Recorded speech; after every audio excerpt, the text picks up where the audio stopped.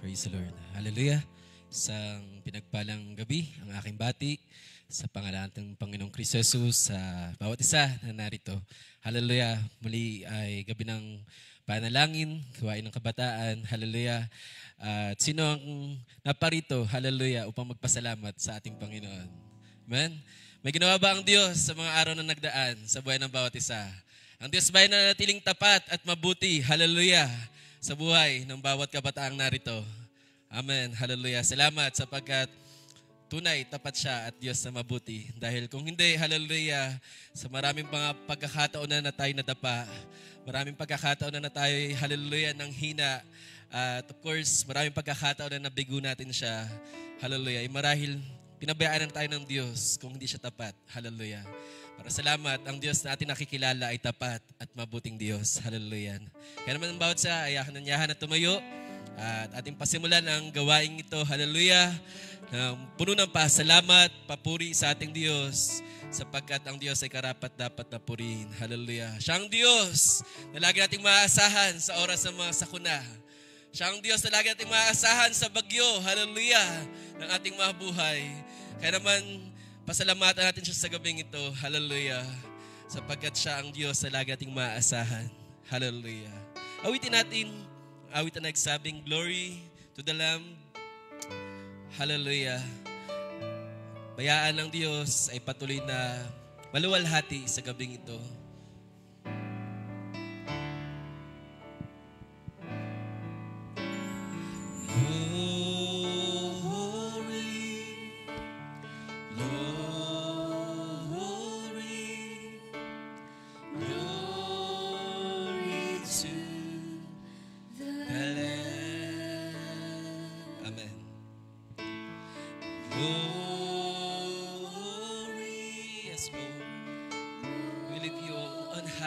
Sa gabing ito.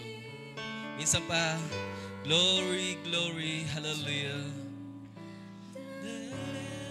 Glory. Glory.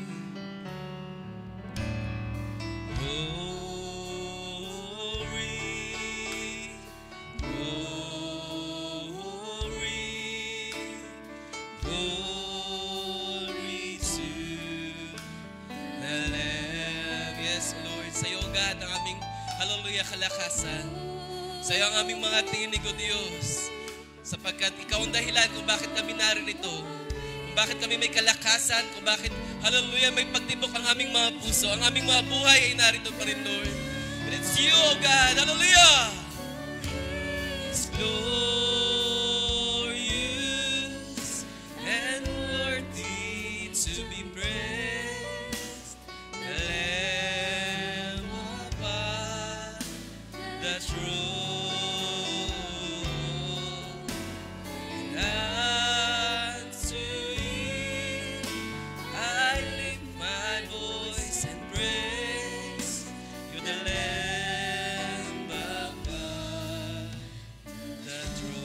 Tunay bang tapat at mabuti ang Diyos? Hallelujah. Sino ang di pinabayaan ng Diyos sa kanyang mga pinagdaanan? Sino ang di kinalimutan ng Diyos sa kanyang mga pangangailangan? Sino ang nagpagaling sa kanyang mga karamdaman nung siya'y may karamdaman? Oh, marapat dapat purihin ang Diyos. Hallelujah. Siya ang Diyos na may hawak ng ating mga buhay. Siya ang Diyos na nahahabag sa ating mga buhay. Oh, you deserve all the glory. Hallelujah. For you are glorious and worthy to be praised. You're the Lamb upon the throne. And Anthony, and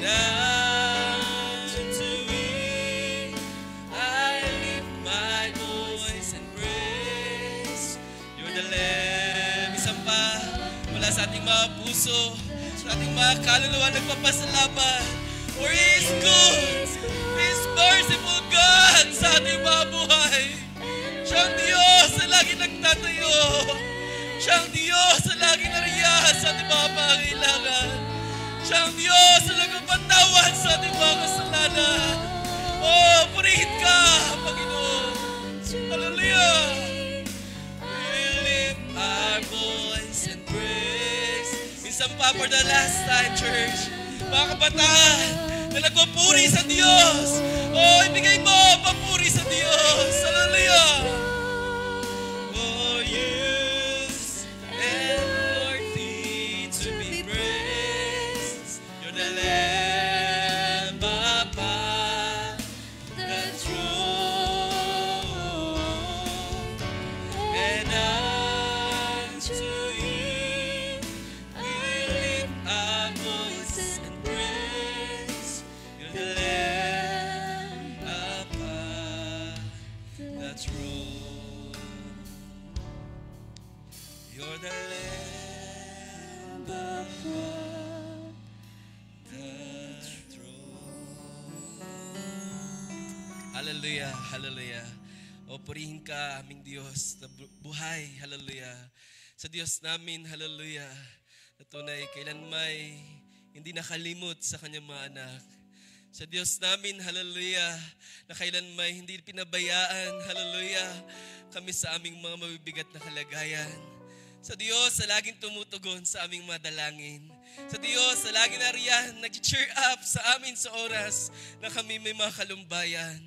Sa Diyos, hallelujah, na nagpapawi ng bawat luha sa aming mga mata sa gitna ng kadiliman, hallelujah.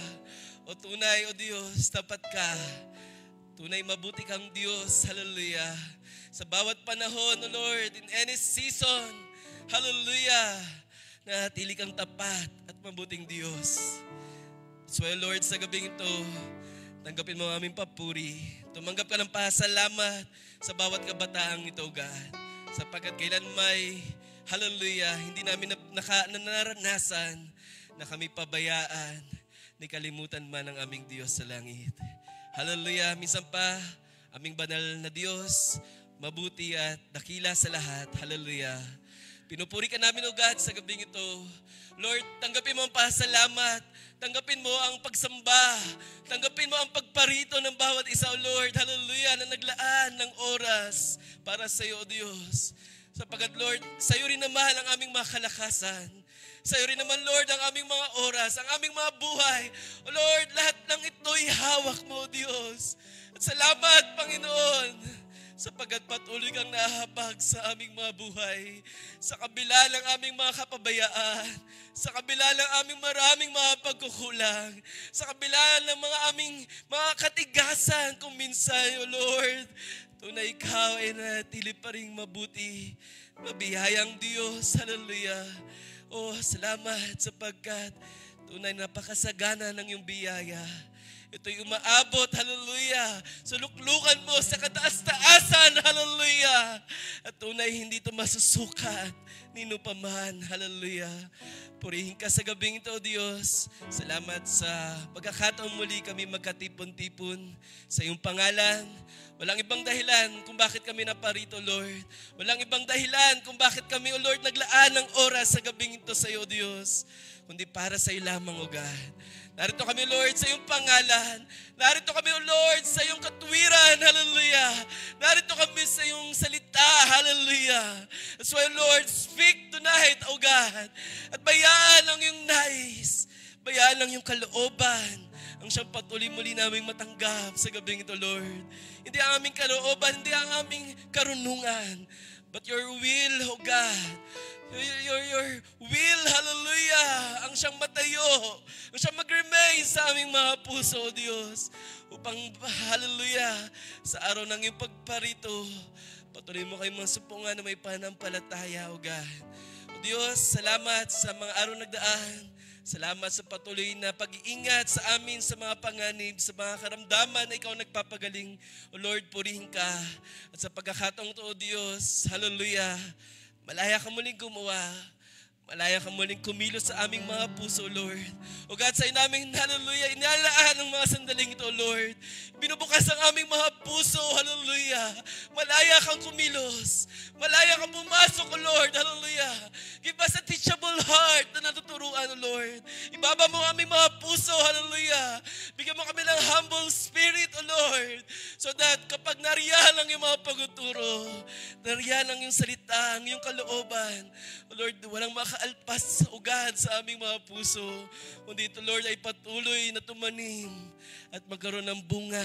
Hallelujah. Mahayag ka sa aming mga buhay, O Diyos. Lord, this is our prayer, O God. Hallelujah. Reveal yourself. Hallelujah. Reveal your word. Hallelujah. Reveal your spirit. Hallelujah. Sa aming kalagitnaan. At malaya ka magwasak na anong mga kataasan. Malaya ka magwasak na anong magawa ng kaaway. Malaya ka magwasak ng mga kalamigan, mga katahimikan, mga katanungan, O Lord, ikaw ang magbigay kasagutan. O Lord, ikaw ang aming inaasahan. Nasa iyo, Lord, ang aming tiwala. So, Lord, kagaya ng iyong lingkod sa mga Abraham, O Lord, we put our trust in you, O God. Sa namin pinagkakatiwala ang gabing ito, Diyos. At malayang kumilos ka muli sa buhay ng bawat isa. At bayaan, O Lord, hallelujah, kung ano mga kabigatan, mga kalumbayan na daladala, ninuman, hindi ko nalalaman, O Diyos. But Lord, you know it all, O God.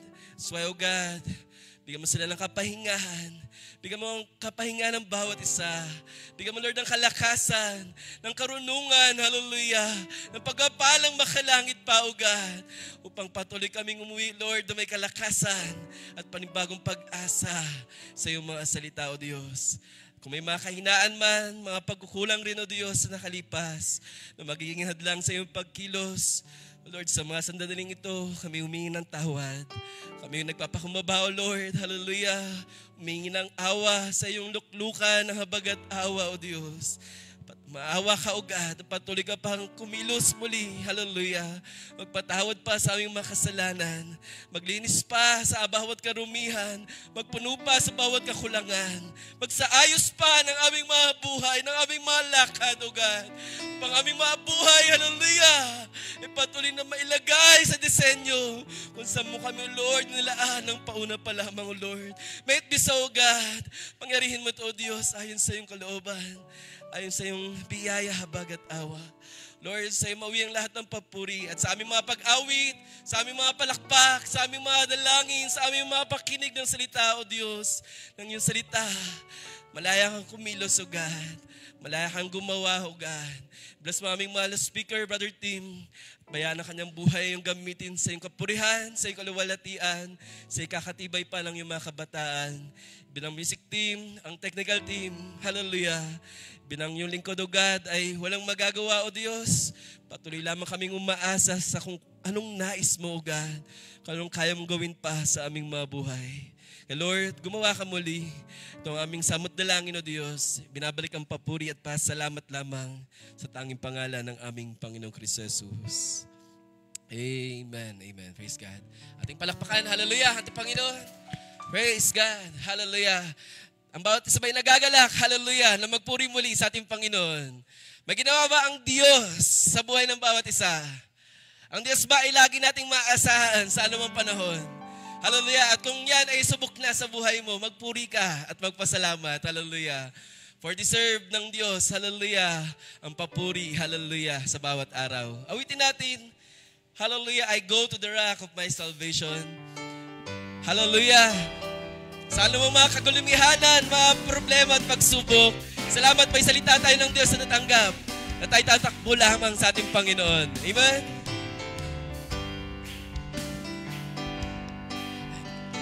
Sa verse, hallelujah. Where do I go when there's no one else to turn to? Who do I talk to when no one wants to listen? Who do I lean on? Yes. When there's no foundation stable, I go to the rock. I know He's able. Go to the rock. Amen. Hallelujah. I go to the rock of my salvation. Go to the stones that the builders rejected.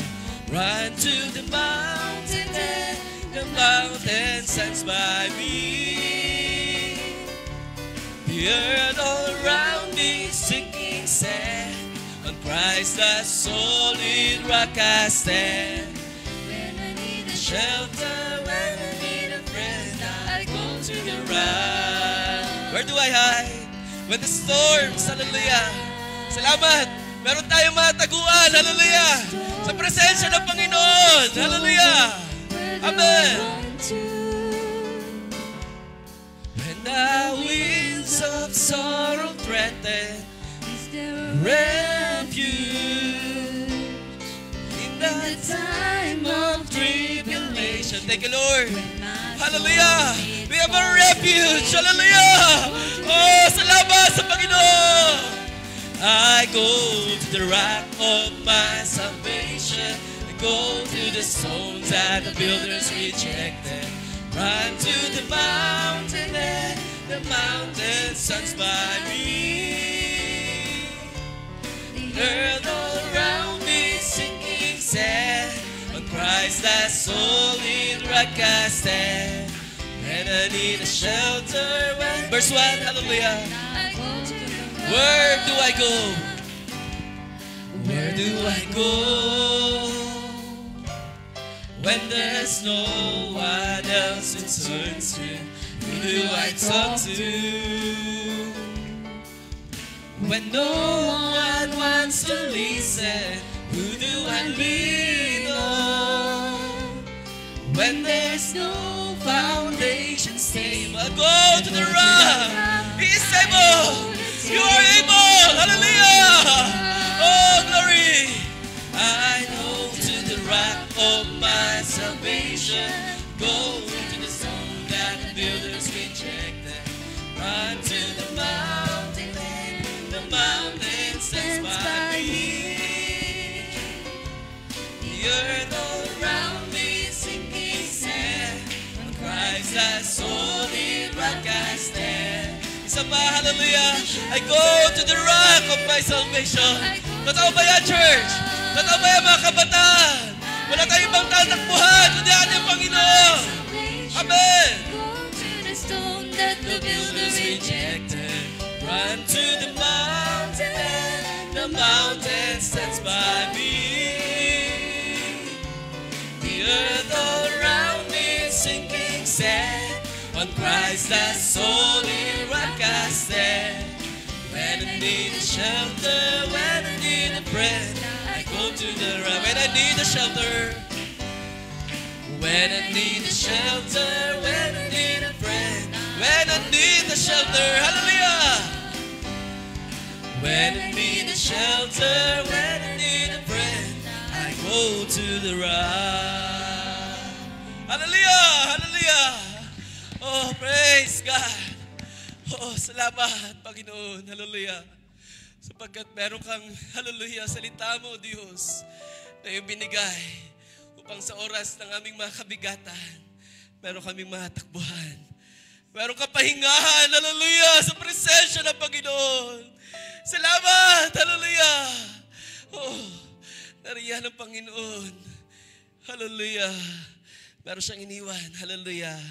Upang sa oras na tila wala na tayong malapitan, wala na tayong matakbuhan, wala tayong maasahan, meron tayong malapitang nag-iisa, hallelujah, na laging nariyan. Patuloy pa tayong mawit at bigyan natin kapurihan natin, Panginoon, in the presence of Jehovah. Hallelujah. Napagod na ba ang bawat isa? Sino mga napagod na sa mga takbuhin ng bawat buhay? Hallelujah. Iba't ibang takbuhin, kagaya ng mensahe ng last Friday. Hallelujah. Pero hindi naman nagmamadali ang Diyos sa atin. Hallelujah. Ang gusto lamang niya ay magpatuloy tayo sa ating mga takbuhin. Of course, magpatuloy tayo sa takbuhin na kasama siya. Hallelujah. At sa presensya ng Panginoon, sa oras na tayo napagod na, meron tayong kapahingahan. Hallelujah. Sa piling niya. Awitin natin. In the presence of Jehovah, sa verse. In and out of situations,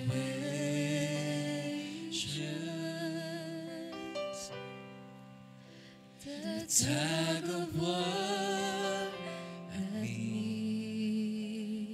Yes, hallelujah. All day long I struggle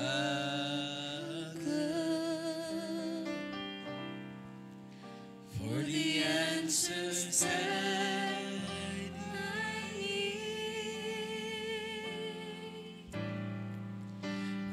come into your presence. Yes, and all my questions become clear. Tunay sa presensya ng Panginoon. Sa Diyos, si Amang Abraham, kung tayo lalapit, siya may kasagutan sa bawat katanungan. Amen. Sacred moment. No doubts can intervene. The presence. In the presence. Oh, Jehovah. Yes, Lord. Salamat. Hallelujah. God Almighty. He is a Prince of Peace. Hallelujah. Amen. Oh, troubles vanish. Troubles vanish. Amen. Hearts are mended in sorrow. Amen. In the presence. Yes.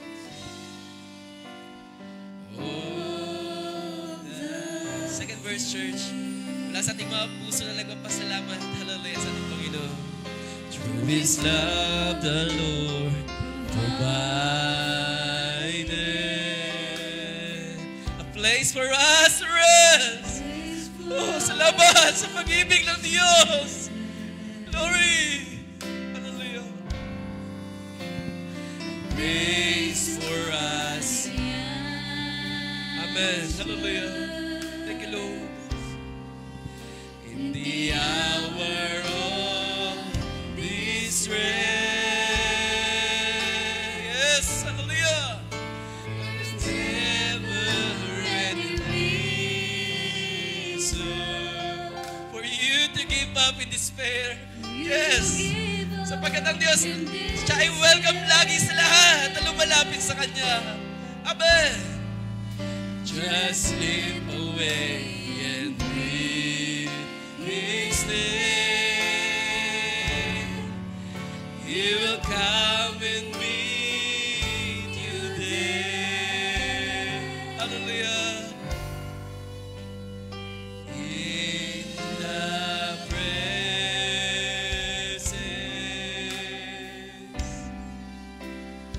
Oh, Jehovah.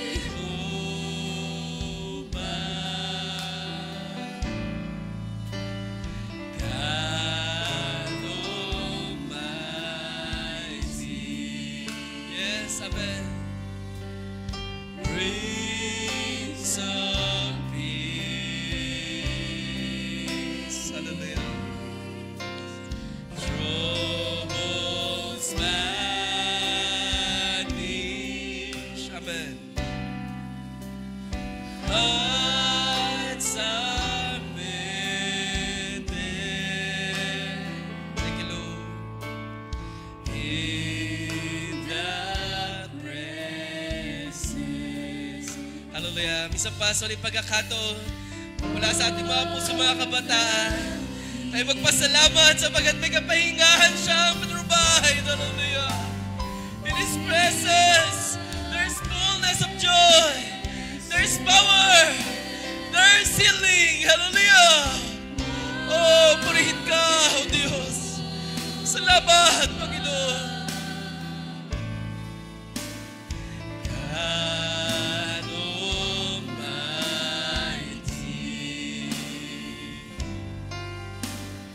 Prince of Peace. Oh, troubles vanish.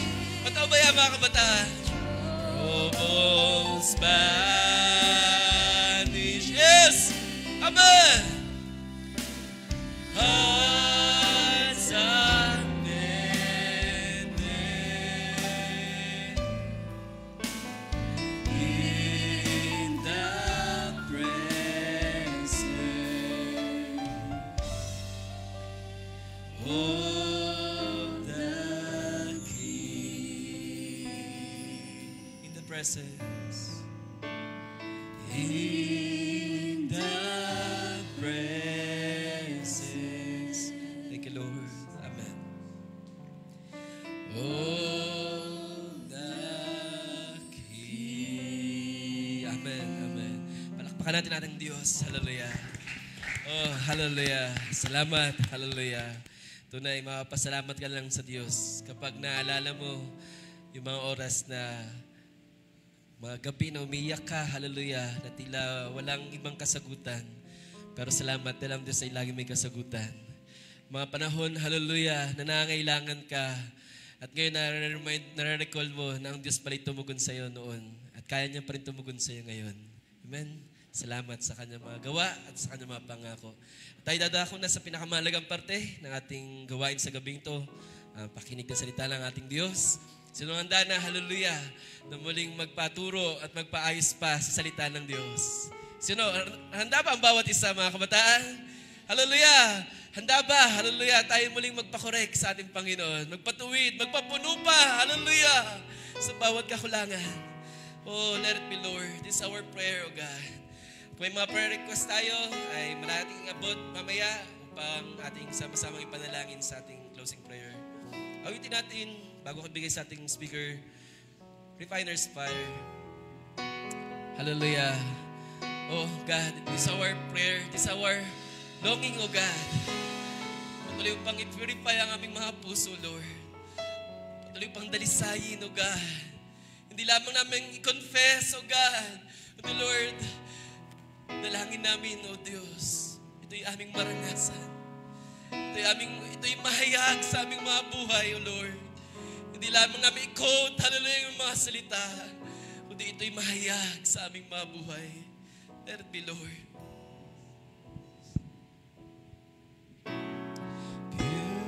Purify my heart. Let me be as gold and precious silver. Purify my heart. Yes, Lord. Let me be as gold, pure gold, refiner's fire. My heart's one desire, yes, Lord, is to be holy, yes, Lord. Set my heart for you, Lord. I choose to be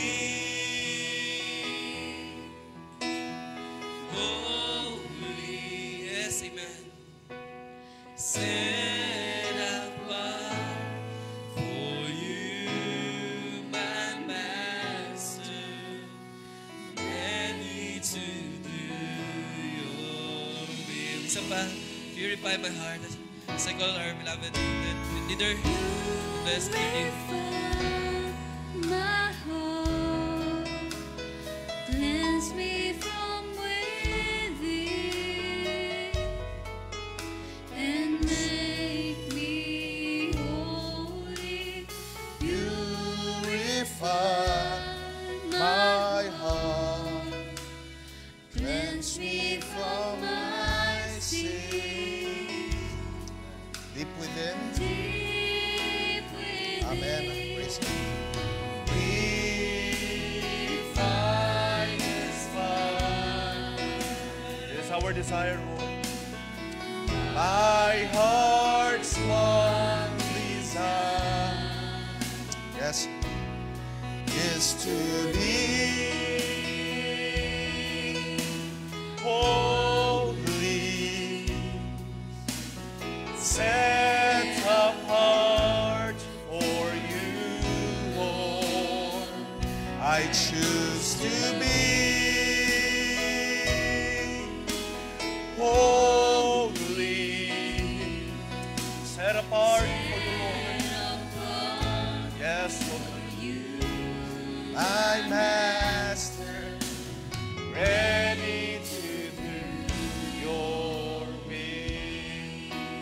are ready to do your will, Lord. Ready to do your will. Amen and amen and amen. Maaari ba natin palakpakan natin, Panginoon? Praise the Lord. Salamat sa biyaya ng ating Panginoon na we can come to His presence na nilinis, hinugasan. And that is why we pray sa mga sandaling ito na ang Diyos ang siyang maghugas sa atin. Ang Diyos ang purify, mag-refine ang ating mga buhay so that we can come into His presence na may open na puso at siya maglilinis sa mga sandaling ito sa ating mga buhay. Let us bow our heads in prayer. Dakila namin Diyos. Here we are at this moment muli. Nagpapasalamat, luluwalhati sa iyong pangalan. For we are truly thankful sa lahat ng iyong magawa sa mga buhay. Pasalamat kami, O Diyos, sa mga panalangin na Ikaw ang tumutugon. Pasalamat kami, O Diyos, sa buhay na Ikaw ang nag-iingat, nagpapalakas sa amin. We're very appreciative, Lord, of all the things that You have done sa mga buhay. It's not of our own doing, Lord, dito sa aming mga sariling mga kakayahan, kalakasan. But we rely, we believe on You, the one who created the heavens and the earth, na Ikaw ang siya nagplano ng aming mga buhay, at to the very second ng mga buhay, Ikaw ang nagbigay, Ikaw ang nag-take control. That is why, Lord, we want to say thank You sa mga sandaling ito. We want to glorify You, to lift Your name up high. Mabigyan ka ng papuri pa, salamat sa mga sandaling ito. Father God, we are thankful for this wonderful evening na pinagkaloob mo sa bawat isa. I am thankful sa pagpinagkaloob mo na kalakasan sa bawat isa. Sa mga kabataang ito, young and old, na binigyan mo ng strength, ng kagalakan, ng pag-ibig upang kami makadako sa lugar na ito to talk with You, to talk with Your words at pagbulay-bulayan ang iyong mga gawa sa mga buhay. Father God, may You bless each and every one of us. Open Your word, reveal Your word sa bawat isa sa amin so that we may be able to understand and to see ang iyong kalooban, ang iyong mga plano sa bawat isa sa amin. And if, Lord, I can see na may mga bisita o Diyos sa mga sandaling ito, open Your word. Ikaw ang siyang pahayag, mangusap ka. Iniwala ako, Diyos, Ikaw ang Diyos na hindi nagatangi ng tao. So that is why You will reveal Your words about isa sa amin. And let us see Your purpose. Let us see Your will, O God, sa aming kalagitnaan. And we may understand na Ikaw ang Diyos ang siya nagplano, nagkaloob ng araw na ito upang kami ay sumamba, mag-aral ng iyong mga salita. Palayan mo mga salitang ito, Lord, at I pray na ito'y maging kalakasan, kalalagoy, kalatiban ng bawat isa. Wala po ang magawa, Lord, sa aking sarili. Ikaw lang may magawa sa aming kalagitnaan. And Lord, this is my humble prayer. At ang aking dalangin ito ay Ikaw ang siyang gumawa at kumilos sa aming kalagitnaan. In the precious name of our Lord Jesus Christ, we pray. Amen. Amen. Praise the Lord. Ating palakpakan, Panginoon. Okay, so be seated, please. Malaya tayo makaupo. Good evening sa lahat. Sa ating mga bisita ngayon ay mapagpala ding gabi. At nawa sa gabing ito ay ang aking prayer ay ang Diyos ang siyang magpahayag, mangusap sa bawat isa sa atin. At kung may mga bagay na ituturo, itutuwid, isasaayos ang ating Panginoon, then so be it. If people here na nangailangan ng encouragement, ng kalakasan sa ating Panginoon ay naniniwala ako ng lubos ang Diyos ang siyang kakatagpo sa bawat isa sa atin. So, let's enjoy the presence of the Lord God at ang ilang mga panahon ay sulitin natin so that we would have a pleasant evening na nagbubulay-bulay, nag-meditate sa lahat ng gawa ng Diyos sa ating buhay. At before we would start, ay salamat sa biyaya ng ating Panginoon at sa mga nakaraang araw ay magaman I myself ay medyo hindi magandang pakiramdam, pero I would like to give the glory sa ating Panginoon sa kagalingan, sa kalakasan na pinagkakaloob. Hindi lang sa akin, I believe, kundi sa bawat isa sa atin. At kaya tayo nandito ngayon, it's not because of our own strength, or perhaps kahit na maingat ka sa pagkain, kahit na ikaw ay very careful sa iyong lifestyle. Ang Diyos pa rin naman ang may hawak ng buhay, ang Diyos pa rin ang may hawak ng ating kinabukasan. We do not know what the future holds. Pero maraming salamat sa ating Panginoon na siyang nagbibigay sa atin ng pag-asa, ng kagalakan, ng patuloy na pag-asa sa bawat araw na kahit natin alam ang mangyayari sa araw ng bukas, we hold on, we trust sa ating Panginoon. At hindi tayo nawawala ng pag-asa. Okay. So salamat sa biyaya nating Panginoon. At sa gabing ito ay, if you would remember, pinag-usapan natin last Friday, yung idea or yung tema na patungkol sa pagmamadali, no? Sa hurry. Okay. This time around, I want to talk, or gusto kong mag-usap sa mga sandaling ito. Medyo mahaba to, pero I want each and every word na maintindihan natin, maunawaan natin thoroughly, at kumbaga sa ating pag-uusapan, ayoko rin magmadali. Bigyan natin ng pagkakataon ang mga salita ng ating Panginoon. Let's talk about walking with Jesus. Simple lang yan. Madalas mapakinggan natin na sa mga kanta, sa mga awit, sa mga verses, nakikita natin yung kaisipan kung paano tayo ginaguide, tinuturuan, or ini-instruct ng banal na kasulatan to walk with Jesus, diba? To walk with our God. If you would read Colossians chapter 2, ito yung pinakamaging key verse natin for tonight. Ano? At gusto ko mag-focus tayo sa idea ng walking with Jesus. Okay. So related pa rin to sa pinag-uusapan natin last Friday. Although I want us to have a new perspective here. Sa verse 6, sabi doon ng Colossians chapter 2, as you therefore have received Christ Jesus the Lord. Okay, mababasahin ko sa ESV. Therefore, as you have received Christ Jesus the Lord, so walk in Him, rooted and built up in Him, and established in the faith, just as you were taught, abounding in thanksgiving. Okay. Madalas natin mapakinggan, and many more na mga talata sa banal na kasulatan ang nagsasabi na tayo ay lumakad with Jesus.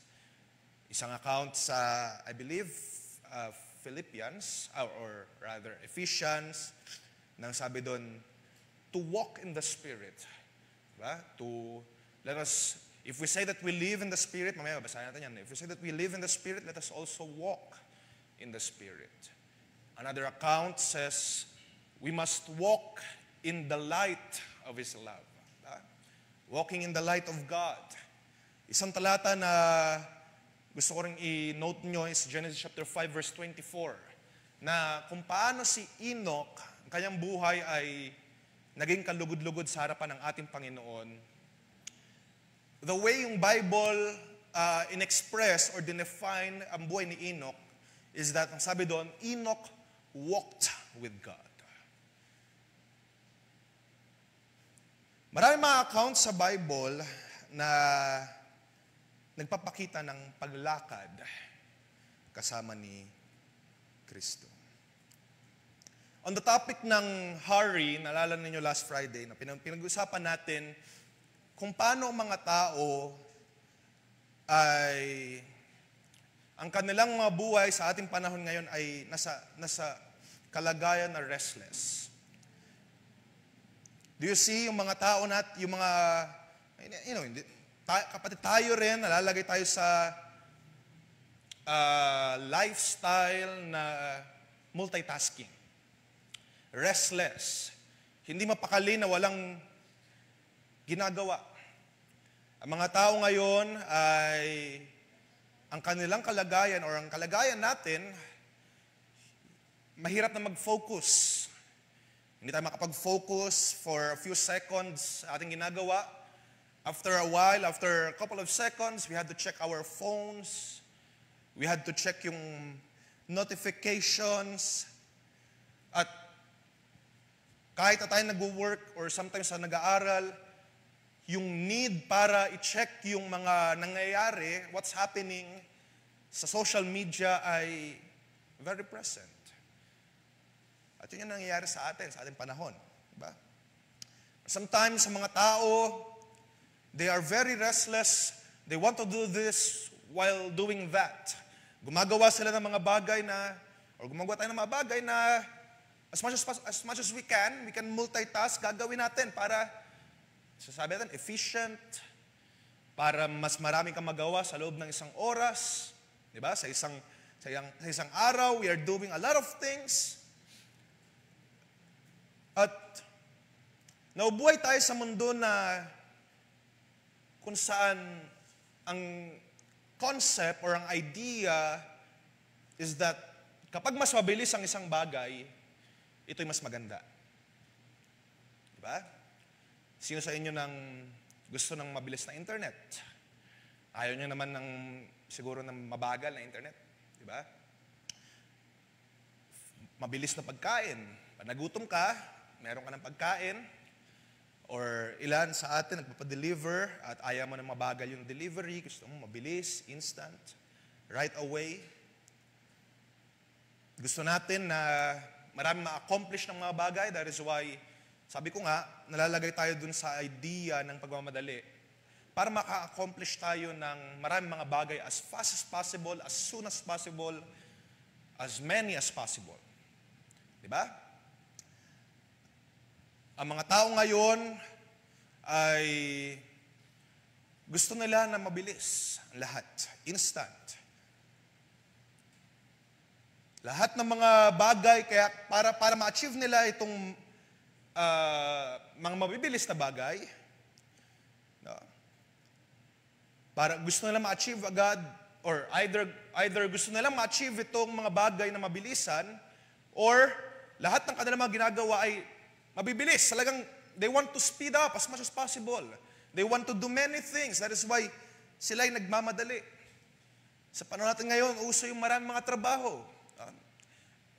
Kapag merong mga needs, or rather wants. May mga wants sa mga tao. They want to have multiple jobs para ma-accomplish ang isang bagay. Of course, may mga nagtatrabaho din dahil kailangan talaga. Pero even now, dahil lang sa gusto. They want to accomplish this immediately. They want to accomplish that immediately. That is why, even though hindi naman talaga nila kailangan, they want to speed it up. Multiple ang mga trabaho, many things to accomplish, do this, do that. So, yung idea ng yung kalagayan ng mga tao ngayon, they want everything to be fast. At nag-keep up yung technology sa ganitong mindset ng mga tao. No? Marami mga na-accomplish na mga bagay, yung mga sasakyan ay pabilis ng pabilis, transportation, even yung internet, yung connectivity, yung mga devices natin pabilis na pabilis to keep up with the state or yung hunger ng mga tao sa mabibilis na mga bagay, yung pagmamadali nila, gusto nila mabilis agad.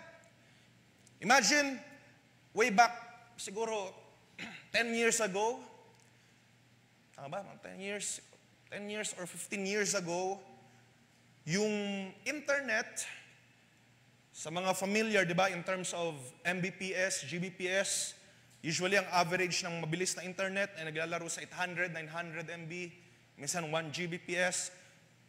Pero around 15 years ago, walang ganon. Walang concept ng Mbps, usually Kbps lang. At kapag umatras pa tayo, 20 years ago, yung mga internet back then ay talagang expected na mabagal. Pag nag-load yun, talagang ganun lang. Yung mga pages.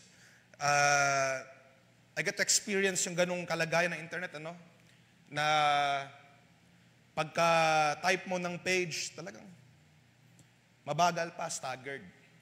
Pero sa panahon natin ngayon, now think of this. Sa panahon natin ngayon, bagaman mabilis na yung internet, di ba? Naglo-load na siya, or pabilis na ng pabilis yung internet, pero yung tao, yung kanilang hunger, yung kanilang desire for more speed, kailangan na mabilis yung internet nila ay para bang hindi na satisfy, hindi na satiate, hindi na aabot. Sa mga sasakyan, kung i-atras natin 50 years ago, or 100 years ago, or maybe, many hundreds of years ago, wala namang sasakyan. Nagkakabayo ang mga tao, naglalakad, wala ring eroplano, naglalakad ang mga tao papunta sa mga malayong lugar. Sa panahon natin ngayon, may mga sasakyan na, may mga mabibilis na sasakyan, and jet. Di ba? Marami pa rin mga mainipin yung ulo. Dahil gusto nilang makarating agad. Nakikita nyo? Gusto nilang makarating agad sa kanilang destination, nagmamadali. Sa mga drivers dito, very familiar kapag especially dyan sa traffic, lalo dyan sa Dasma, no? Kapag mapupunta ka dyan, ay may mga tao talagang ikakat ka para lang mauna sila. Nakikita nyo? Way back, hundreds of years ago, wala namang ganyan. At yung mga tao ay, I would say, bagaman naghahanap sila ng mas mabilis, pero ngayon na may mga nandyan na yung mga mabibilis na bagay, and still, people want to speed up yung kanilang mga pupuntahan. More speed pa. Sisingit ako para to hurry up. Ilan naman dyan na hindi naman siguro talagang nagmamadali papuntang trabaho, papuntang school, etc. Pero ang mga tao, ang kanilang kalagayan, they want more. They want to hurry up. Restless ang kanilang kalagayan. Napakabihira, especially sa driver, I'm speaking sa mga drivers at sa mga mag-drive dito, mga-familiarize kayo dito. Napakabihira or kapag merong sasakyan na, kumbaga sa termino, chill lang mag-drive, ikaw na medyo gustong mabilis, talagang maiinip ka. Sisingita mo, ba? At very rare na yung ganong mga drivers na chill lang mag-drive. Or kasi mapapansin niya, kapag ikaw ay mabilis mag-drive, ay mapapansin mo yan, lahat ng, parang bagal mag-drive. Pero, ang mga tao ngayon, they are really maximizing, gusto nila makarating agad sa dulo, makarating agad sa destination nila. Imagine, napabilis na nga ng technology yung mundo natin, and yet people want more. They want to hurry up. Nakita nyo? Sa internet, kapag medyo nagbagal na ng onte, nag-stutter yung YouTube natin, instead na 1080p, bumaba ng 360p, nagbagal ng onte, we get irritated. Naiirita tayo na, bagal naman ito. Whereas sa panahon dati, talagang expected na mabagal. And it's just fine. Nakita nyo? Kahit na nag-try na to catch up yung technology, kahit pabilis ang technology sa ating panahon nandiyan, people want to hurry up. Nowadays, possible na nga magtrabaho ng 2 jobs or 3 jobs simultaneously dahil online. So people take it. No? People take it sometimes hindi naman talaga need, but just want it. Para ma-accomplish yung kanilang mga wants, ma-accomplish yung kanilang mga gusto immediately. And again, it's not bad. Hindi ko naman sinasabi na masama yun. Pero I want you to have that perspective. Gusto kong tignan nyo maigi yan. Na ang tao ngayon or ang panahon natin ngayon ay kahit na bumibilis na yung ating panahon, people have become more impatient. Gusto nila mabilis pa. Bilisan pa natin. Even right now, perhaps, iniisip nyo, Brother Tim, mag-move on ka na dyan. Ang tagal ng intro mo. Speed up. May mga gagawin pa ako mamaya, mayroon pa akong asikasuhin mamaya. Speed up. We're living in the world na thinking fast is always good. If you accomplish a lot of things fast, maganda yan. Ang iniisip ng mga tao ngayon. Maganda kapag ka 20 years old, millionaire ka na. 30 years old, na-accomplish mo na ganito na bahay mo. Ganito na yung idea ng panahon natin ngayon. So that is why ang mga tao ay nagmamadali. They are being busy. They are hurrying themselves. They are being occupied with so many things para lang ma-accomplish yung mga bagay na ito fast as possible. But the question sa ating mga kabataan, sa inyo na naman nakikinig ngayon, is this. Do we really want to live that life na nagmamadali? Or better yet, dahil ngayon ay nag-focus tayo, nag-uusap sa salita ng ating Panginoon, ito ba ang intended ng Diyos para sa atin na mabuhay? Nagmamadali, restless, very busy, etc. Alam niyo, sabi ko nga last Friday, di ba, makakarinig kayo, especially sa mga nagpasimula na hindi pa naglilingkod sa Diyos before or hindi pa nakakilala. Kapag meron kayong relative or kakilala na naglilingkod sa Diyos, they would say, magmadali ka na, dalian mo. Umatan ka na sa church, dalian mo na pumunta ka na sa gawain kasi babalik na ang Panginoon. Dalian mo, bilisan mo. At sabi ko nga last Friday, hindi man natin mabasa sa Bible yun. That God calls you to hurry up. Hindi natin mabasa sa mga sulatan na nagminamadali ng Diyos ang lahat to come to Him. But instead, we can read in the Bible na ang Diyos ay merong panapanahon. God has a perfect time. Ecclesiastes chapter 3, sabi doon, there is a time and place for everything. There is a season for everything. At sabi doon, He has made all things beautiful in His time. Another translation says, He has made everything suitable. Sabihin, at the right moment, at the right time, when God wants it to happen, He will make it happen. Hindi siya nagmamadali. We can say, sa perspective ng mga tao, parang mabagal, kasi hindi nangyayari agad, pero hindi rin yun mabagal technically. It's always on God's time. Sabi sa Banal na Sulatan, it's never late. He will not tarry, He will come. Gagawin niya ang kanyang sinalita at His appointed time. Now, ang question, gusto ba natin mabuhay ng ganun, nagmamadali? Gusto nyo ba lagi na makaramdam na kada may gawain, kada pupunta kayo sa church, nararamdaman ninyo lagi na gusto nyo nang umuwi? Kasi nga, kasi tatapusin mo pa tong project na to, or perhaps may gagawin ka pang trabaho, or perhaps meron ka pang asikasuhin sa school, etc. Gusto nyo ba na every time ikaw mag-drive, yung pakiramdam mo, kahit wala ka namang, hindi naman emergency, nagmamadali ka. Gusto mo ba yung buhay mo ay you're making yourself mga goals na hindi naman talaga maaabot, impossible ma-achieve, or unrealistically ma-achieve, pero minamadali mo yung sarili mo to reach that.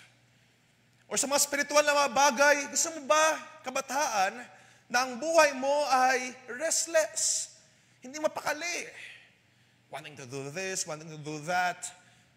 Alam nyo, ang kinauuwian ng ganong buhay, a hurried life, leads to a hurried soul. At ang danger ng ganyang buhay na nagmamadali, ay ang kaluluwa mo ay hindi mapapanatag. It's always on the state of rush, hurrying, nagmamadali, hindi napapahinga, restless. At ang kauuwian niyan, whether ito man sa spiritual or whether ito sa reality ng ating mga buhay, ang kauuwian ng isang restless na puso ay burnout. Kahit sa ministry, kahit sa mga bagay na ginagawa mo na, we could say for the glory of God, naglilingkod ka sa Diyos, you're doing this, you're doing that, you're doing this, you're doing that.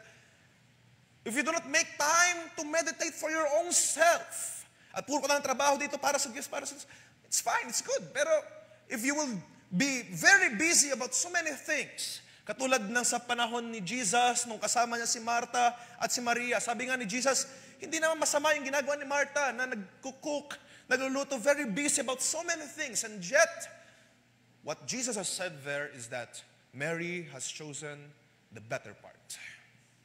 With that, sabi doon, hindi maaalis sa Kanya. Kahit na ikaw ay maglingkod ng maraming mga ministries. By the way, I want to be gusto kong sabihin sa inyo to, no? Ang paglilingkod sa napakaraming mga ministries does not save you. Dahil nawawala, lalo na kapag tinatry mo maglingkod sa maraming mga ministries, baka nawawala na yung heart, yung paglilingkod, yung desire to serve God, to glorify God sa pamamagitan ng iyong mga paglilingkod. Okay?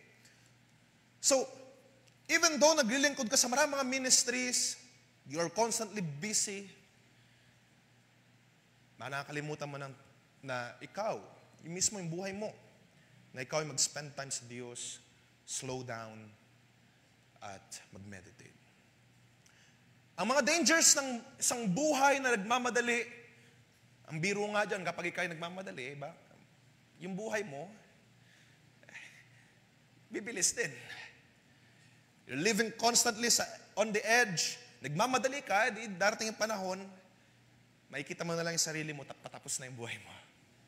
Nagmamadali ka, you want to reach this, you want to reach that. Trabaho dito, 24/7 nagtrabaho ka na. And what do you think will happen sa ating mga katawan? Now, I want to ask, sa buhay na nagmamadali, kanina nga pinapakita ko yung analogy sa mga drivers, analogy sa mga, sa mga drivers, makakakuha ba kaya tayo ng righteousness sa isang buhay na nagmamadali? Is there righteousness to that?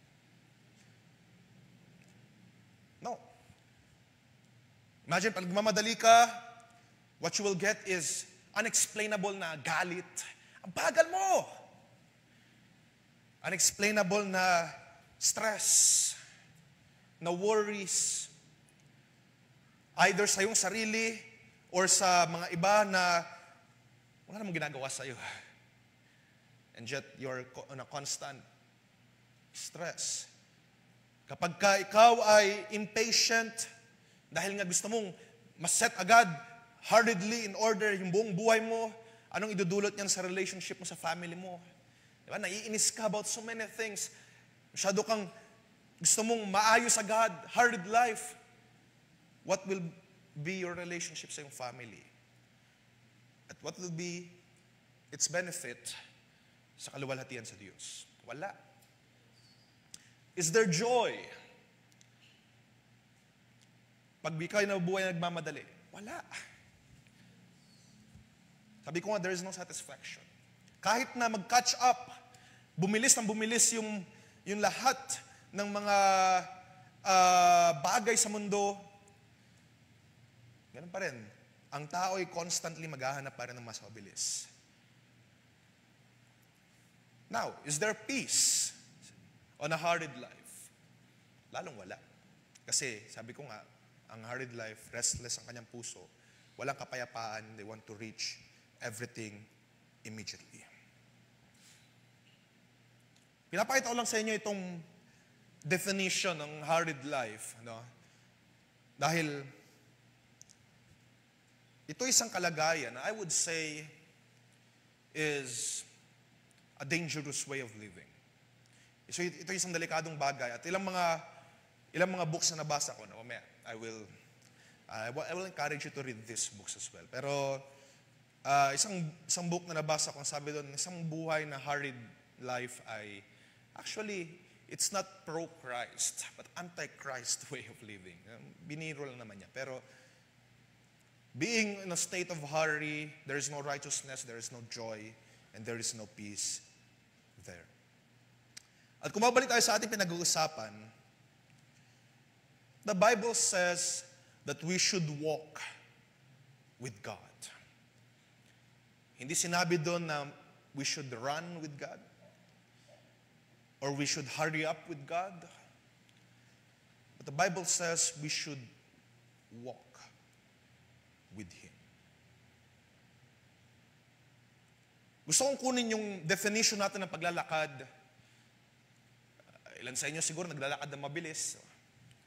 Parang kung maglakad hindi ko alam kung nadudumi na ba, napupups na ba. Or may naglalakad na napakabilis. But I want to see isang kalagayan na nais ng Diyos para sa atin. To walk with Him. To live a life na hindi nagmamadali. At ito ang nais ng Diyos sa bawat isa. Maraming mga akon sa mga sulatan na nagsasabing to walk with God. Walking in the light of God. At kung mababasahin niyo sa ilang mga translations, it says, it's to live. Sabi doon sa isang translation, no? If we say that we live by the Spirit, let us also keep up in step with the Spirit. Yung walking doon, to walk with God means to keep up in step with God. Ibig sabihin, yung pace ng Diyos, kung paano ang Diyos mabuhay, is also walking. Hindi nagmamadali ang Diyos, hindi siya nag-a-advance, hindi kanya minamadali. To live in the Spirit, let us also, pwede bang paki-flash nun? To live in the Spirit, let us also keep up in step with the Spirit. I believe, okay, basahin natin yun, para hindi tayo maligaw. Meron ba anong verse? Anong verse yan?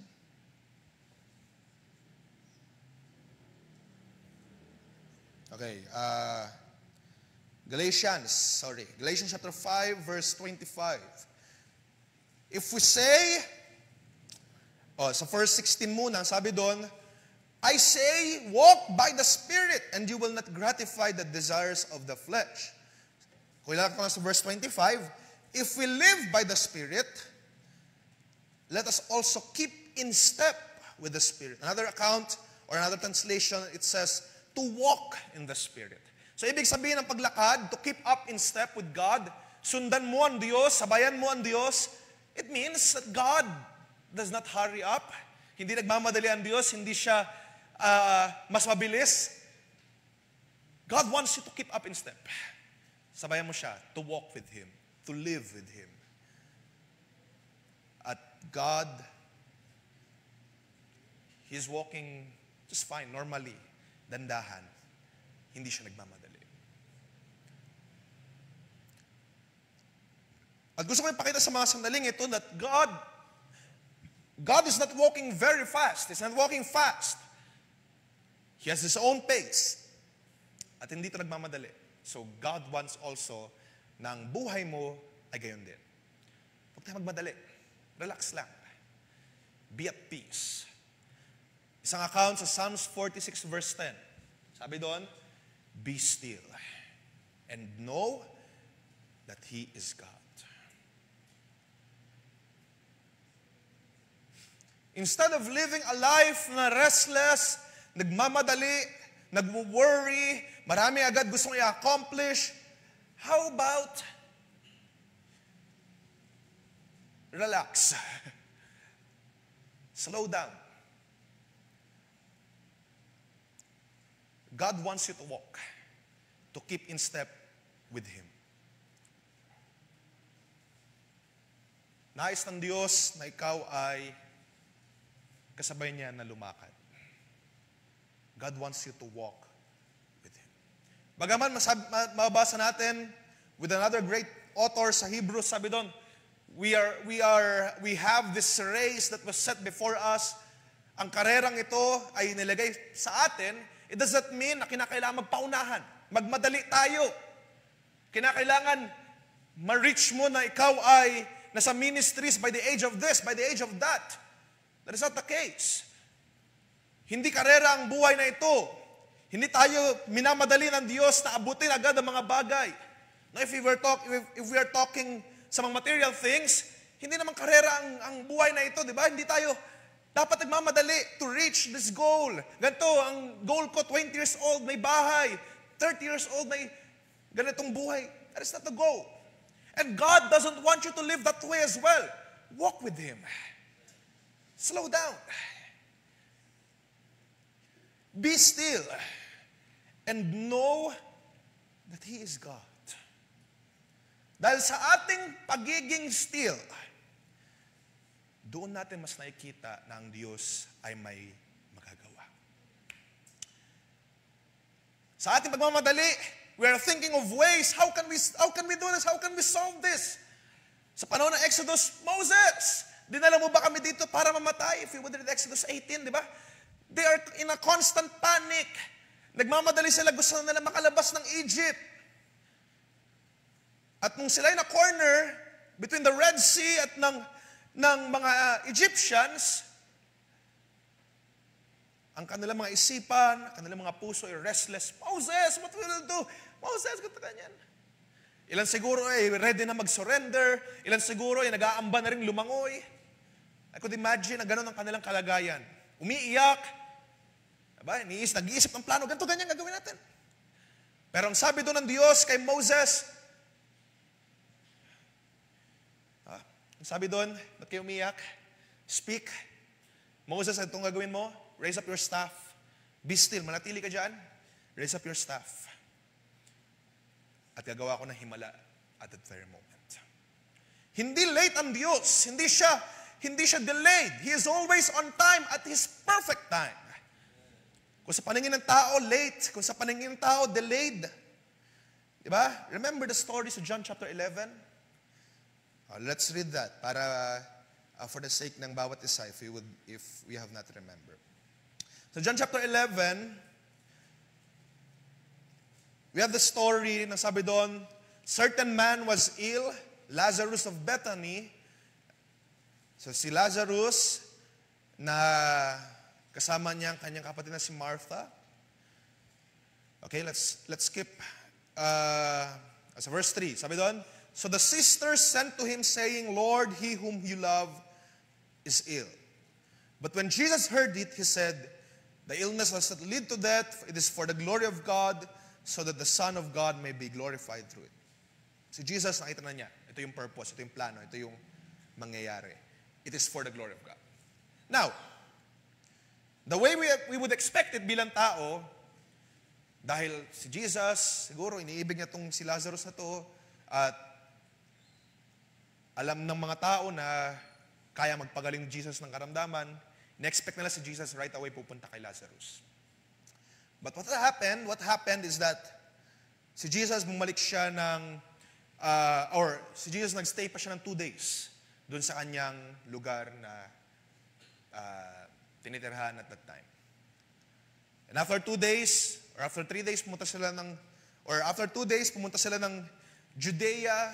So naglibot pa si Jesus, and on third day, tsaka si Jesus pumunta doon kay Lazarus.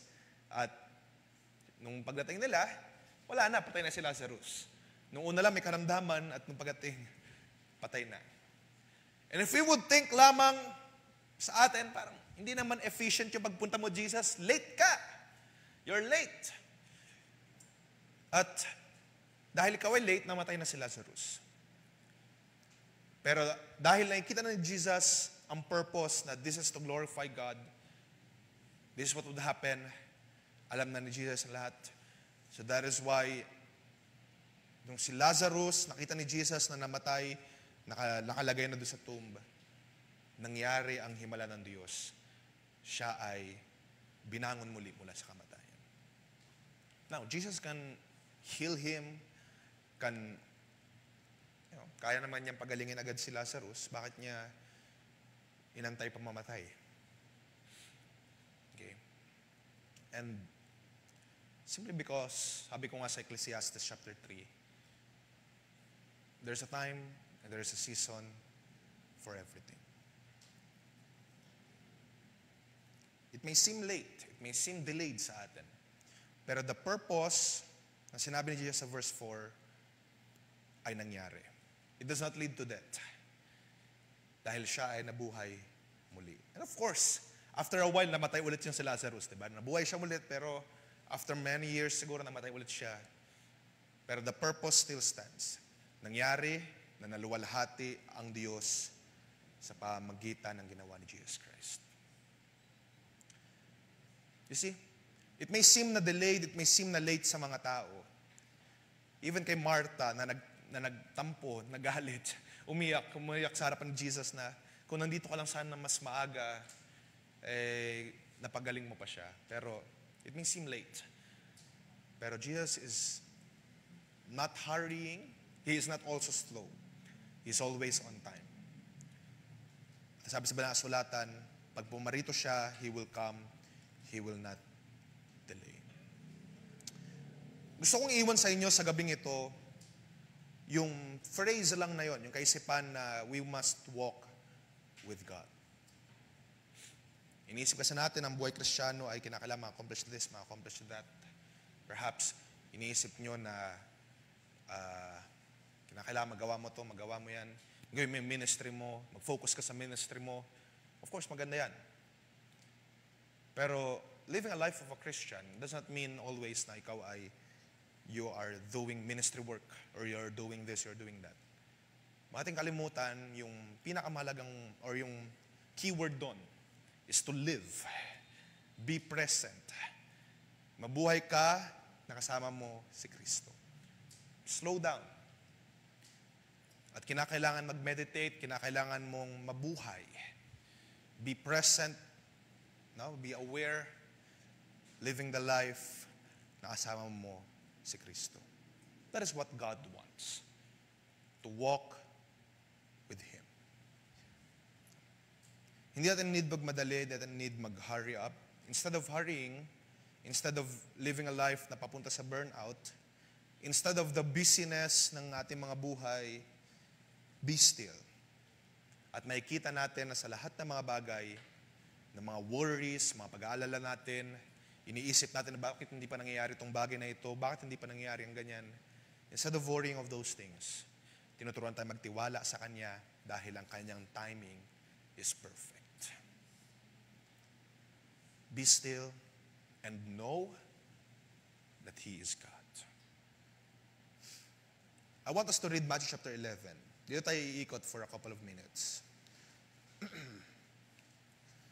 Sa verse 28, sabi doon, "Come to me, all who labor and are heavy laden, and I will give you rest. Take my yoke upon you, and learn from me, for I am gentle and lowly in heart, and you will find rest for your souls. For my yoke is easy, and my burden is light." Anong nais ng Diyos? Pahinga tayo kasama niya. Come to me, sila naman napapagod. Di ba kayo napapagod na mabuhay ng maraming mga ginagawa, very busy, very preoccupied sa isipan, sa physical, mentally. Di ba tayo napapagod dyan? That is why in-offer ni Jesus, instead na more work, instead na hurrying up, sabi niya, pumarito kayo, mga napapagod at nabibigit ang lubha. At bibigyan ko kayo ng kapahingahan. You will find rest for your souls. At sabi doon, take His yoke. If you are not familiar with the yoke, yun yung mga nilalagay doon sa, yun yung pamatok na nilalagay sa mga kalabaw, sa mga baka, para meron silang buhatin, pasanin, di ba? Kasi, syempre, pag nag-harvest, sometimes pag nag-harvest, dami yung mga kinakailangan anihin, mahirap naman pasanin mo lahat. So, nilalagyan yung mga baka, yung mga kalabaw ng pamatok, para sila magpasan ng mga mabibigat. At ang sabi dito, sabi ni Jesus, bibigyan kita ng kapahingahan, at sabi doon, yung kanyang pamatok ay kunin mo, pasanin mo, and learn from me, for I am gentle and lowly in heart. At sa pamamagitan ng pagpasa mo ng kanyang pamatok. So ito yung parang paradox, no? Kaya, parang pamatok, pagtatrabaho yun eh. Pero sabi dito, if you will take that yoke upon you, you will find rest for your souls. Makakasumpong ka ng kapahingahan sa pagpasan ng pamatok ng ating Panginoong Kristo Jesus. I want you to see that na si Jesus, sabi ko nga, kung paano pamamaraan o buhay ang Diyos, He is living in His time. In His own time, in His perfect time, nang sabi doon, He has made everything beautiful at His time. Mabagal siya kung sa paningin ng tao dahil hindi sa lahat ng pagkakataon instant, hindi sa lahat ng pagkakataon immediate. Kapag may mga prayers tayo, siguro Iniisip agad natin na ang prayers, kapag nag-pray tayo, instantly gagawin. At kaya nauuwi ang mga tao na kapag hindi nangyari yung pinag-pray nila agad, nagda-doubt, nag-aalinlangan. Pero that is not the case. Hindi ganun nag-work ang panalangin. Hindi ganun nag-work ang prayers. Although kaya ng Diyos in an instant tugunin ang ating mga prayers, pero hindi instantly agad, all the time, yung mga panalangin. Okay? Gusto ko ipakita sa inyo, mga kabataan. At baka, kaya hindi tayo nag-pray dahil hindi naman nangyayari. Pero that is not the case. Ang ating Panginoon, sabi ko nga, He is living in His time, in His own time. Kasi sa paningin ng tao, mabagal, dahil nga ang tao ay nagmamadali, pero He is always just in time. Iniisip natin lagi, or iniisip natin madalas, na kapag mas mabilis, mas maganda. Speed is good.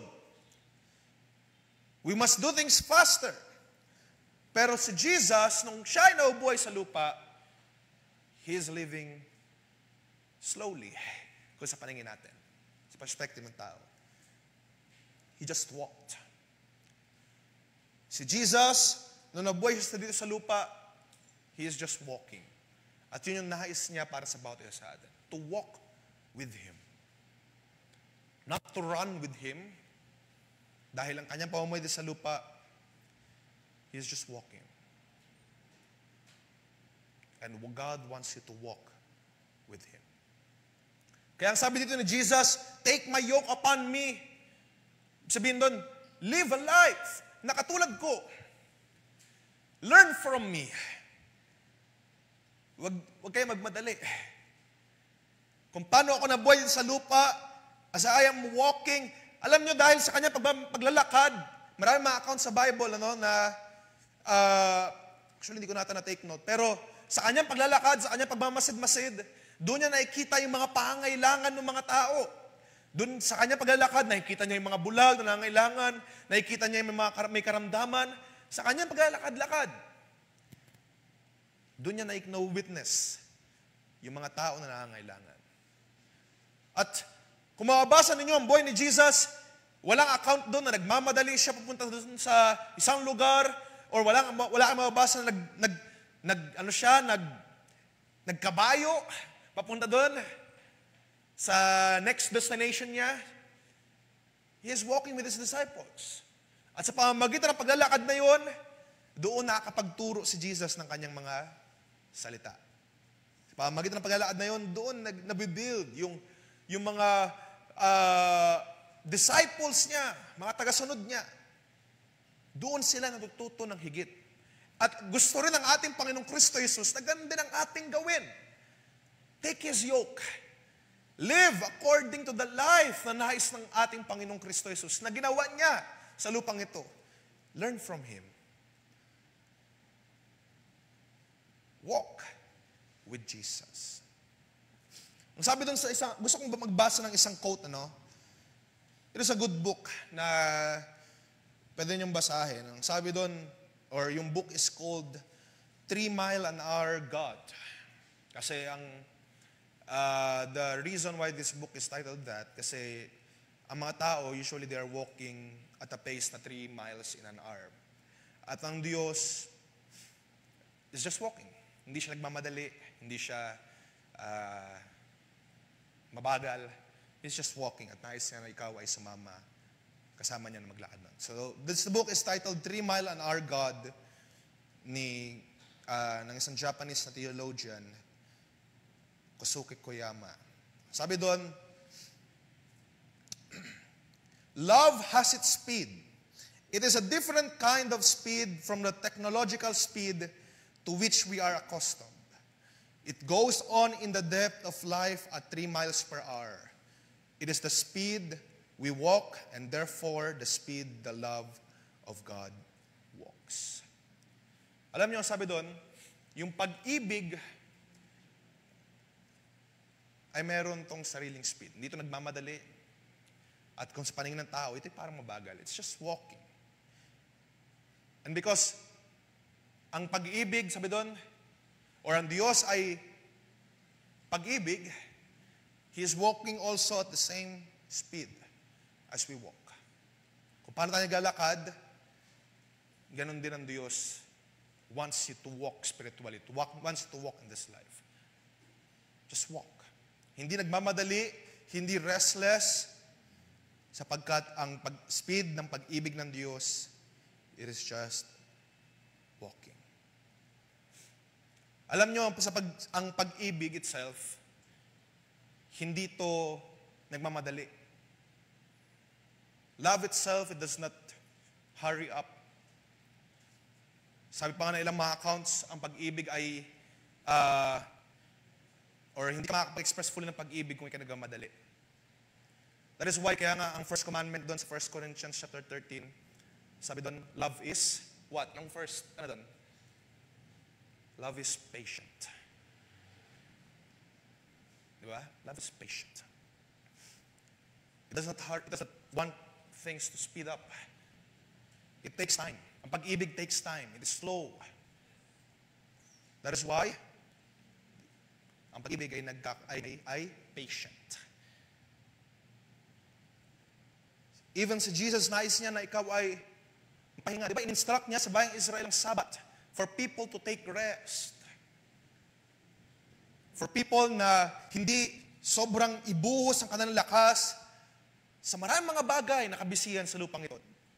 God said, okay, at this time, itong araw na ito, Sabbath day, magpahinga kayo Magpahinga kayo.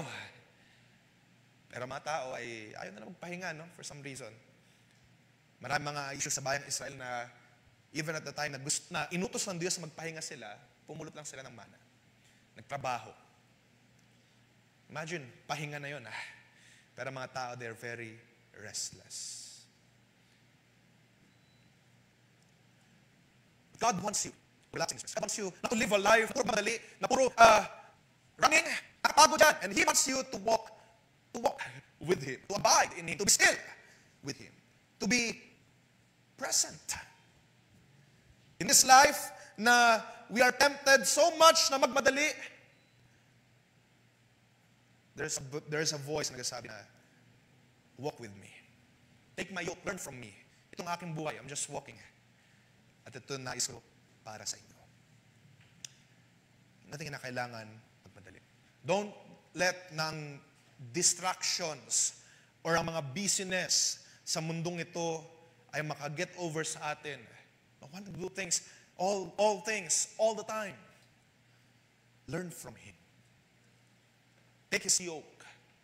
Ito yung kanyang buhay. At sabi doon, makakasumpong kayo ng kapahingahan, hindi lang physically, kundi sa inyong kaluluwa. Nakikita niyo, mga kabataan? Magpahinga kayo. Pahinga, relax. At hindi nagmamadali ang Diyos. Ang pagpapahinga does not mean katamaran. Na huwag naman kayo maging tamad. Okay? It does not equate na sabi ng Diyos, pahinga kayo, magiging tamad na kayo. But God wants you to take it slow.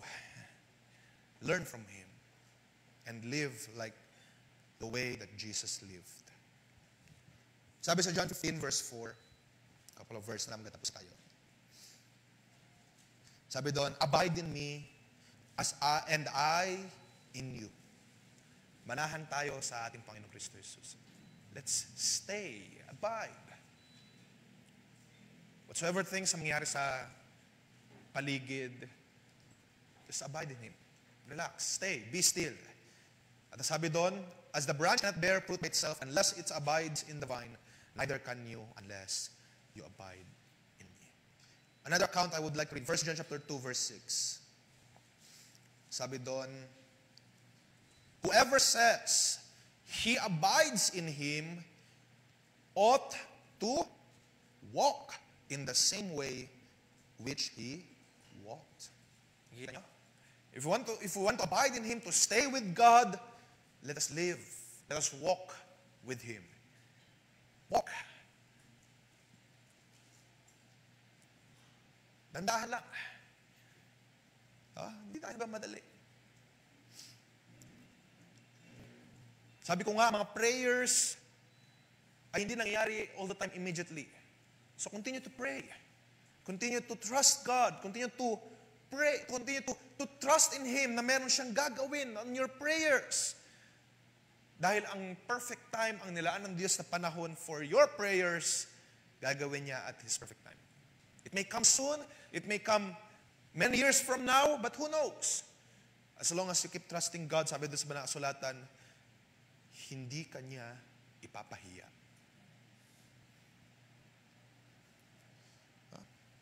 Sabi ko nga, ang pag-ibig, it's also slow. Ang pag-ibig na nagmumula sa Diyos, ang pag-ibig na nagmumula sa Diyos, at kapag ito ina-express mo sa lahat, it is a slow process. Hindi ito mabilisan, hindi ito agaran, hindi ito, katulad ng pag-ibig sa, we are living in the culture na merong love at first sight. Pero most of the time, it leads sa pagwala dun sa pag-ibig na yun. At ang pag-ibig ay nagmamature, nag-grow pa into perfect love as the days go by, as the years go by. It has a process, it is very slow, but sabi doon, ang pag-ibig, 1 Corinthians 13, love is patient. At ang speed na yan, ang pace na yan, pag-ibig, or ang pace ng Diyos, dahil sabi doon sa Banal na Kasulatan, God is love, diba?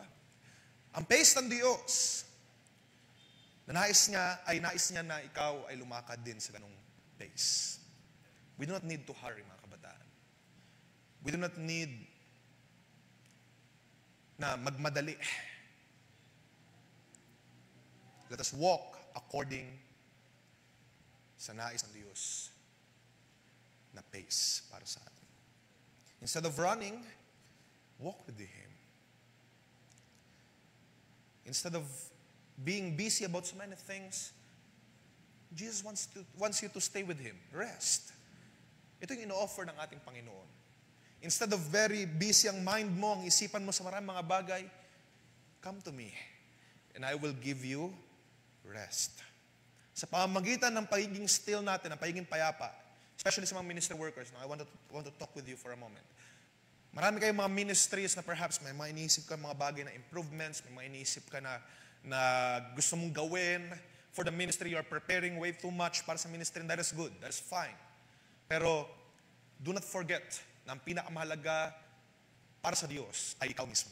Hindi yung ministry mo, hindi yung output mo sa ministry. God wants to spend time with you. At baka nawawalan tayo ng time meditating with God, thanking Him, dahil masyado tayong focus sa mga ministry na ginagawa natin. And even more so sa mga trabaho, kung minsan, pag-aaral, we are too focused sa mga bagay na yan. God wants you to spend time with Him. To be still and know that He is God. Na ang siyang may control na lahat ng mga bagay. Na hindi mo na kailangan magmadali. Dahil ang sabi doon, unahin mo lang siya. At lahat ng bagay ay susunod na lamang. At sa pamamagitan ng paglalakad with God, to walk with God, you are able to understand Him more and more. Di ba kapag naglalakad tayo, I don't know kung kailan kayo, hindi na nakasama, kung kailan kayo naglakad papuntang labasan kapag tapos ng gawain. I do not know kung kailan, pero wag ngayon, wag niyo magawin ngayong gabi kasi madalikado. Okay na rin yun for our advantage. May mga sakyan naman kayo so okay lang. Pero one beauty na maglalakad way back sabihin ko sana nung ako youth pa naman ako. Nung mga panahon nila sa Parcholo pang youth leader, lalakad niya pa uwi. Kinagandahan ng mga ganung pagkakataon is nakakapagkwentuhan, ay kilala mo ang brother, ang sister, may fellowship pa rin kayo, even sa labas ng church. Nakakapag-sharing pa sa salita ng Diyos, nakakapagtibay sa bawat isa, at kung may mga moments na nakilala mo sa isa, yung fellowship ay nabibuild up. It's the same thing with God. If you walk with Him, hindi mo kinakailangan unahan ng Diyos. Hindi mo kinakailangan magmadali. Gusto ko na Lord maligtas. Ito na yung gagawin ko. Or gusto ko na Lord, alam ko naman ang purpose para sa akin ay maglingkod. So ito na gagawin ko na lang. Mag-focus ako dito. No. God wants for you to spend time with Him. To get to know God. To get to know His will. Baka wala kang time to meditate. To reach out to God, to pray. At alam niyo ba, too much ministry work, too much things na pag-focus sa mga ministry, it will lead to burnout. Kaya spend time to rest with God. At yun yung ino-offer ng ating Panginoon. Come to me, all who labor, and I will give you rest. So now, ang question na iimo sa inyo mga kabataan, ano bang pace natin ng pamumuhay sa mundong ito? Would you adjust your pace? Masyado tayong nagmamadali, masyado tayong, yung mind natin restless about so many things, pag-aaral, sa pagtatrabaho, sa business, etc. Ang ino-offer ng ating Panginoong Kristo Jesus, to come to me and I will give you rest. At ang nais ng Diyos is for you to slow down, to walk with Him, para makita mo ang gawa ng Diyos sa iyong buhay, makapag-reflect ka na ang Diyos ay naging mabuti sa iyo, naging tapat sa iyong buhay. He has been good all the time. At hindi ka masyado magmadali, hindi ka magmalagay sa laging stress, sa laging worries. Para ikaw, especially sa mga ministry workers, na makita mo yung mga pangailangan, you need to slow down. Baka masyado tayong focus sa mga bagay, hindi tayo nakapag-slow down, hindi tayo nakikita yung mga pangailangan sa palibot natin.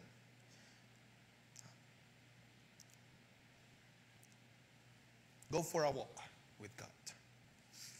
Remove natin yung mga, I would advise you, personal advice, kung masyado kayong busy, spend the time, remove kayo ng mga bagay sa calendar ninyo. Kung may mga time off kayo, kung possible mag-time off, ang tawag sa office namin, sa corporate, yung sa office namin, pwede kami mag-leave na tawag ng vitality leave. Para naman ma-refresh yung utak. Hindi puro trabaho. At sa mga sandaling ito, ang ino-offer ng ating Panginoon ay more than just a leave or more than just isang araw na pahinga na walang pasok kaya nakapagpahinga ka. Ang ino-offer ng Diyos ay kapahingahan ng ating mga kaluluwa. So walk with Him. Slow down. At hayaan natin ang Diyos ang siyang gumawa sa ating mga buhay. Alam nyo, as I close, personally, I have many times ng aking paglilingkod, naka-experience ako ng burnout. At sa biyaya ng Diyos ay, especially right now, naman nakalipas sa mga araw, having to do many things within the church ay blessing mula sa Diyos. Pero of course, it takes toll sa ating mga katawan. Nakakapagod. Nakakapagod. Kaya always ang laging reminder sa atin, pray for your pastors, pray for your elders, pray sa mga nangasiwa. Dahil yung mga elders at the church, hindi pangangaral lang yung trabaho nila. They are, of course, nagtatrabaho para sa house nila, sa family nila. May mga personal dealings din yan sila. Meron din silang mga mga ginagawa outside the church, pag-aayos, pag-uusap, etc. And of course, ating beloved pastor, hindi lang naman pag-preach yung tinatrabaho niyan, praying for brothers, sisters, pangangamusta, etc. Napakaraming gawa. At I myself, sa biyaya ng Diyos, nabigyan ng couple of tasks sa loob ng church. Pero kung ako nababurn out, how much more pa yung mga nakalaan ng kanilang mga buhay sa pangaral. So I have experienced burnout, mga kabataan. Totoo yun. We are focused too much sa mga bagay, music, even sa youth ministry, kinakailangan mo mag-focus, gagawin mo to, gagawin mo yan. At hindi yun madali, hindi ako superhero. At ito'y magagawa lamang natin sa biyaya ng ating Panginoon. At lately, I stumbled into this book na, aside dun sa isang book na sinabi ko, sabi doon sa book, or yung title ng book is called Ruthless Elimination of Hurry by John Mark Corner. I stumbled about this book. At nakita ko yung isang buhay ng isang pastor. No? Ikwento ko lang ng unti. Sabi doon sa foreword, doon sa first part, yung buhay ng isang pastor daw, napakarami niyang church na minamanage. Kasi ganun sa Amerika daw, may mga pastors na, parang sabihin natin mga head pastor na talaga nagmamanage ng mga maraming pang mga churches elsewhere. At itong pastor na to, head pastor na to, very senior na siya, matanda na, napagod siya. Kaya he decided one day na para bang i-demote ang kanyang sarili, nag-head lang siya ng isang ng specific church. At doon niya na-realize, nakita niya na kulang na pala siya ng time with God. Imagine niyo, pastor siya, so he's preparing, he's reading, he's researching ng salita ng Diyos, and yet, na-realize niya sa kanyang sarili na kulang siya sa panahon niya sa Diyos. Ang na-realize niya, wala na siyang time to meditate, wala na siyang time to have God and Him in the same room. Laging research, laging ang focus, kinakailangan matapos to, magawa to, for the sake ng mga churches, for the sake ng ganito, discipleship, etc. Wala na siyang panahon with God. Dahil ang ino-offer ng Diyos is that para kayo ay mag-work lang na mag-work. Ang main offering ng Diyos is that for you to have